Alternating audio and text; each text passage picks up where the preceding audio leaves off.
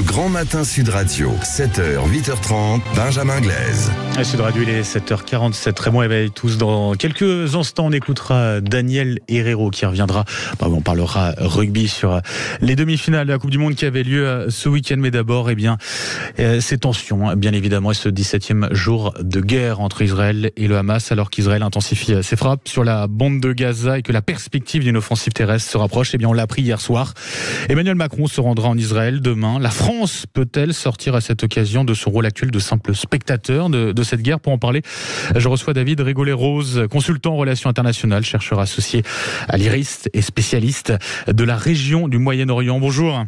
Bonjour. Et merci d'être avec nous ce matin sur Sud Radio. Le président Macron qui a beaucoup hésité avant de décider de se rendre en Israël. Joe Biden a déjà fait le déplacement, tout comme les premiers ministres allemands, britanniques et italiens. Comment peut-on expliquer, David Rigollet-Rose, les tergiversations du président de la République ?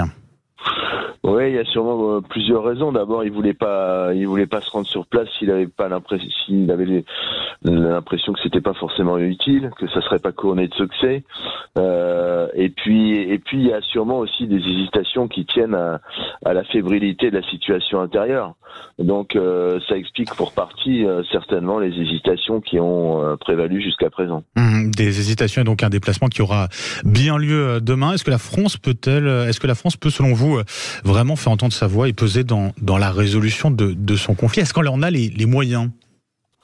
Par rapport au conflit, la France n'est pas en situation de pouvoir faire prévaloir sa voix si tant est qu'elle ait une voix spécifique en la matière. Tout simplement parce que le seul pays qui soit en mesure de le faire sont les États-Unis de toute façon. Après, s'il s'agit de défendre une position qui se veut équilibrée, et surtout il y a la problématique centrale des otages. Bien sûr, 7 Français qui sont toujours portés disparus. On sait qu'au moins une jeune femme fait partie des otages détenus par le Hamas. C'est quoi la marge de manœuvre à ce sujet-là du président de la République ? Elle est très étroite, évidemment. Et le président Macron, il y a quelques jours, faisait état de discussions intenses, mais il voulait pas donner de faux espoirs. Alors évidemment, les discussions intenses qui étaient censées avancer, et notamment via l'intermédiaire du Qatar, puisque le Qatar a fait montre d'une dynamique proactive et qui a donné quelques résultats au vu de l'élargissement des otages américaines. Donc il y a beaucoup d'espoirs effectivement qui sont fondés sur la médiation du Qatar, avec des incertitudes quand même sur la réussite potentielle. D'ailleurs, Jean-Yves Le Drian a rencontré il y a quelques jours le Premier ministre qatari. Ça veut dire qu'en gros, on ne pourra pas se passer du Qatar pour obtenir la libération des otages français ? De toute façon, le Qatar apparaît incontournable dans la circonstance. Et puis concernant les Français, oui, parce qu'en plus la France a des relations avec le Qatar depuis longtemps. Donc oui, à la fois dans le cadre d'une coopération militaire, dans le cadre économique. Donc il y a un partenariat effectivement stratégique avec le Qatar. Et donc fort de ces relations, le président espère que ça sera effectivement un élément susceptible de favoriser effectivement la libération des otages français, en sachant qu'il y a beaucoup d'incertitudes puisqu'on parle de 7 disparus, il n'y a qu'une seule otage qui a été identifiée. En l'occurrence Miachem, puisqu'il y a eu une vidéo qui a fait état justement de sa situation. Le Qatar qui accueille sur son sol, c'est important de le rappeler, le bureau politique du Hamas ainsi que son chef, le Hamas, qui a qualifié ce week-end le Qatar de pays ami. Est-ce qu'on peut passer par cet intermédiaire-là? C'est quand même assez particulier en tout cas.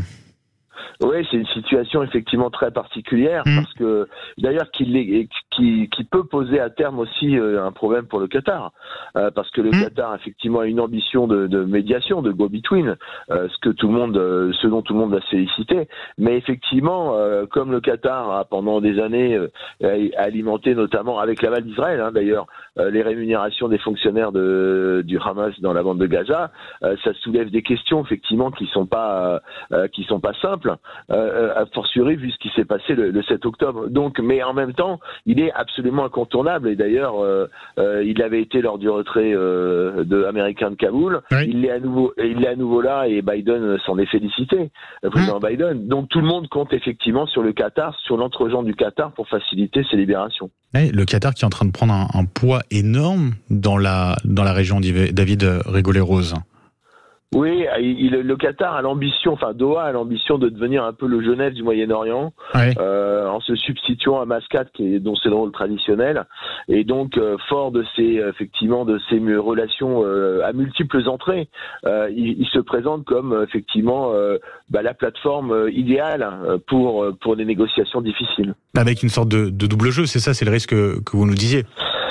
En tout cas, c'est ce que certains pourront lui reprocher, effectivement, parce que entretenir des relations ambivalentes, que c'est la formule du cardinal de Retz, on ne sort de l'ambiguïté qu'à son détriment. Là, pour l'instant, ça profite évidemment au Qatar, parce que tout le monde le remercie du rôle qu'il peut avoir. Mais évidemment, ça ne lève pas toutes les hypothèques. David Rigolero, je le rappelle, consultant en relations internationales, chercheur associé à l'IRIS, spécialiste de la région du Moyen-Orient. Un grand merci d'avoir été avec nous ce matin sur Sud Radio. Très bonne journée à vous.